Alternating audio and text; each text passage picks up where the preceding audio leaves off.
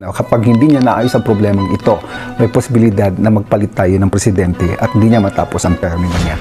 Hindi siya papayag talaga na wala siyang magawa. Kasi kung wala siyang magawa dito, magagalit talaga ang taong bayan. Pero may mga nakikita ako talagang malalapit sa kanya na talagang lalabas ang totoong mga pangalan na ma-involve talaga sa korupsyon. Isang nakakakilabot at nakakatakot na hula. Tatalakayin natin ang mga matinding pahayag ni Jovi Vargas, isang kilalang manghuhula sa Pilipinas. Ayon sa kanya, may mga pangyayaring magpapaigting ng kaguluhan sa politika, lipunan, at mismong kapalaran ng bansa. Kaya huwag na nating patagalin, narito ang 10 na nakakakilabot na hula ni Jovi Vargas para sa Pilipinas. Pang-10, mga artista sa politika. Ayon kay Jovi Vargas, mas marami pang artista ang papasok sa mundo ng politika.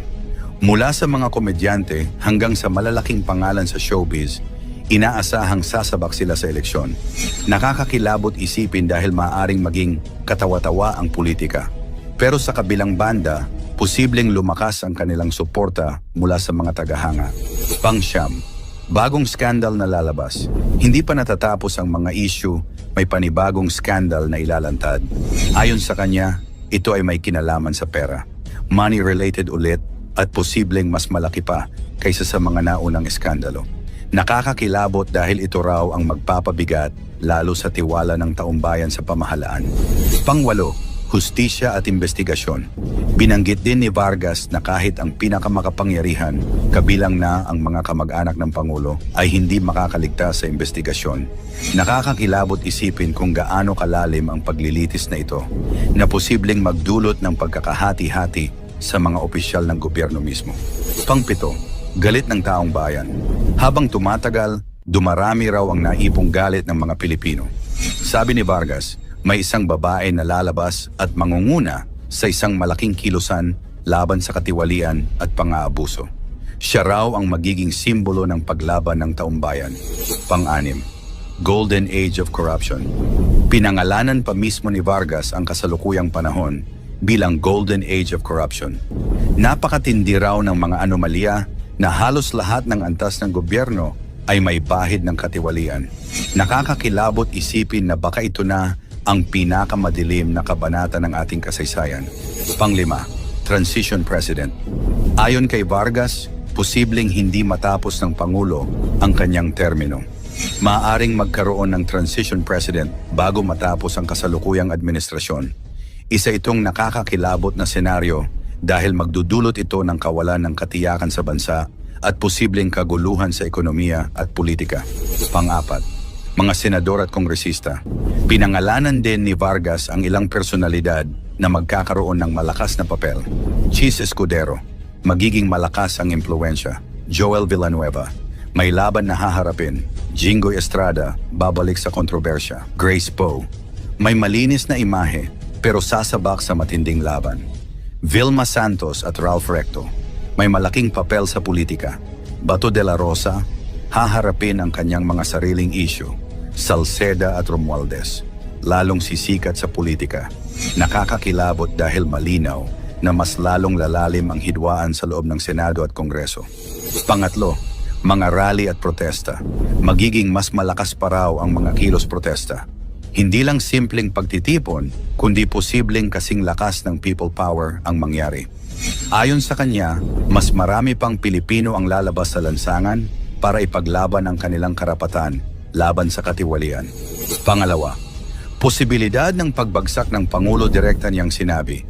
Kung hindi maayos ng Pangulo ang mga problemang ito, may posibilidad na hindi niya matapos ang kanyang termino. Isang nakakakilabot na hula na nagdadala ng malaking tanong. Handa ba ang Pilipinas sa isang biglaang pagbabago ng liderato? At ating number 1, kapalaran ng Pilipinas. At ito na ang pinaka-nakakatindig balahibo. Ayon kay Jovi, ang hinaharap ng Pilipinas ay alanganin. Kung tuluyan ngang bumagsak ang kasalukuyang pamahalaan, masusubok ang bayan sa gitna ng kaguluhan. Pero may liwanag dahil sa susunod-sunod na mga pangulo, sa ikatlong presidente pa, makikita ang tunay na pagbabago at pag-angat ng bansa. Ibig sabihin mahaba pa ang daan pero may pag-asa.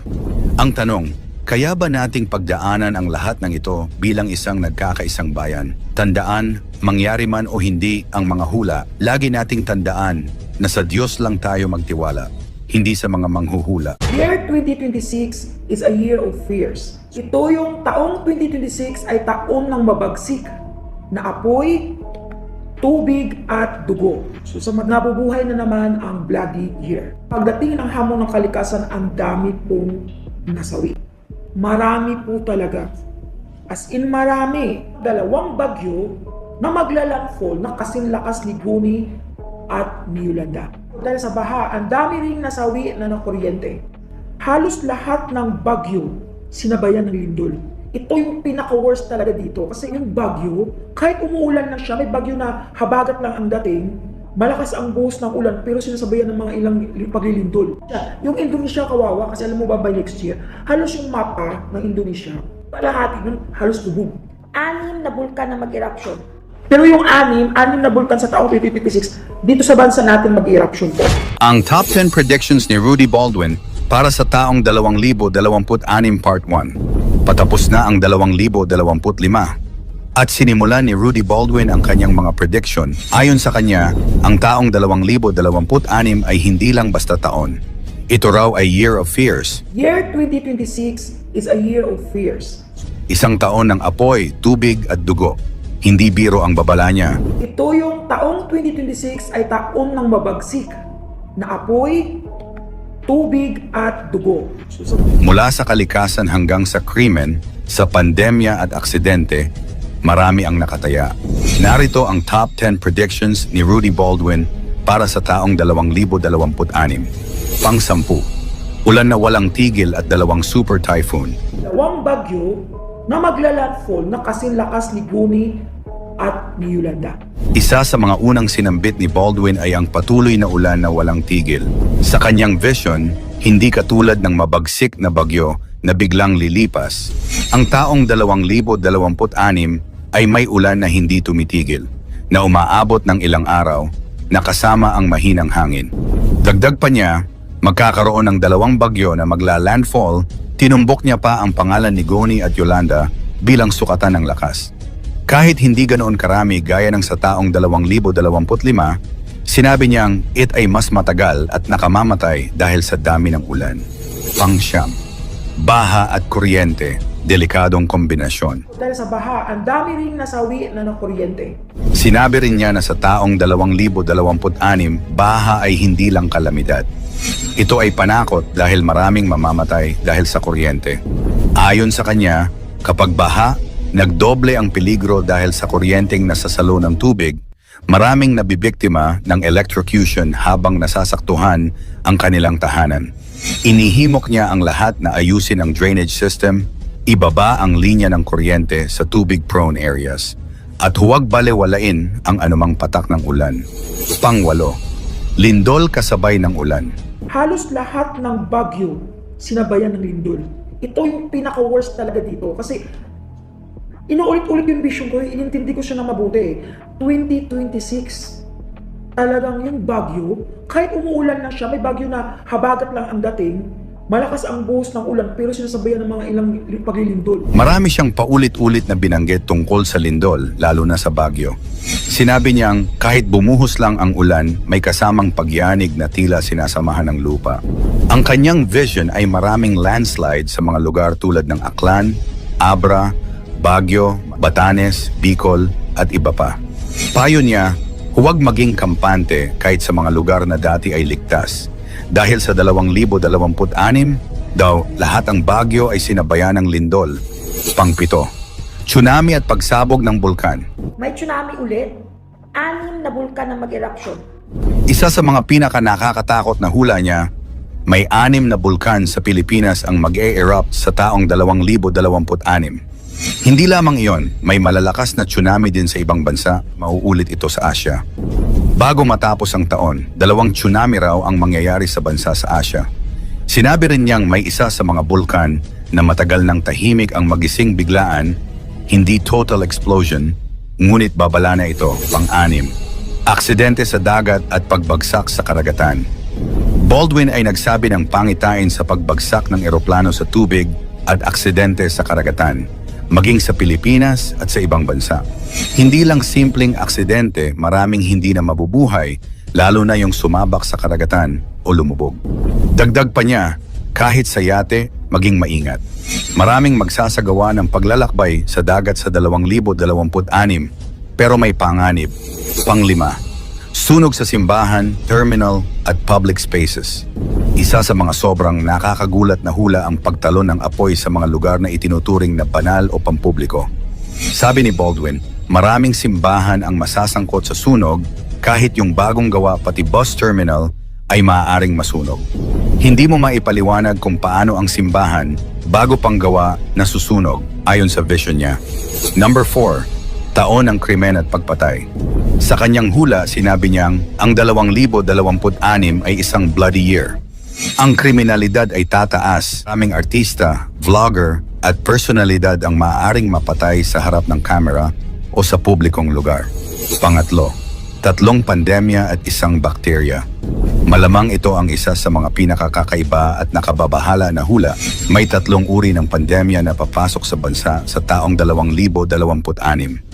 Sinabi pa ni Baldwin na may bakteryang kakain ng laman, isang internal infection na mabilis kumalat. Sabi niya, may lockdown sa probinsya, lalo sa mga Muslim area. At heto pa, pabalik daw si monkeypox variant ng virus sa taong 2026. Pangalawa, trahedya sa mga OFW, aksidente, krimen, pagkasawi. Si Rudy Baldwin ay nag-warning sa maraming OFW na sa kanila ay may masasangkot sa matinding krimen at aksidente. Ang OFW na tutuluyan ng karahasan, maging biktima ng crime in water and fire. Sabi niya, may OFW na tinatayang sunugin o ilagay sa malupit na kondisyon.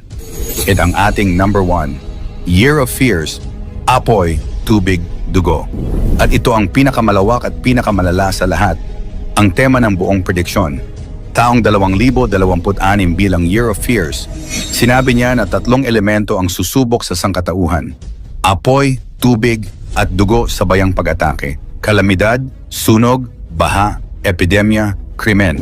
Sabi niya, mabagsik na apoy, tubig at dugo, hindi ito simpleng prediksyon, kundi babala para maghanda ang bawat Pilipino. Mangyari man o hindi ang mga hula, sa Diyos tayo dapat magtiwala, hindi sa mga manghuhula. Ikaw alin sa 10 prediction ni Rudy Baldwin ang pinaka nakakatakot o siguradong magaganap? I-komento mo sa ibaba, i-like ang video, i-share mo sa iba, at huwag kalimutang mag-subscribe. Maraming salamat at God bless.